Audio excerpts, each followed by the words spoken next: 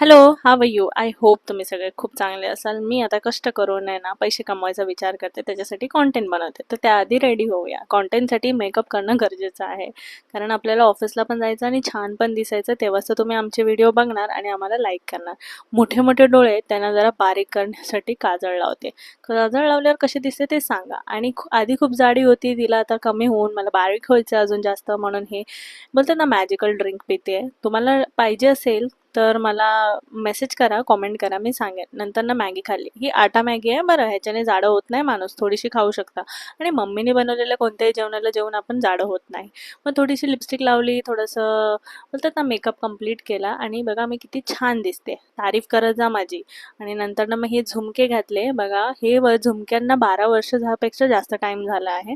पण तरीही किती सुंदर दिसतायत. दिसते ना छान? चला मग उद्या भेटूया. बाय.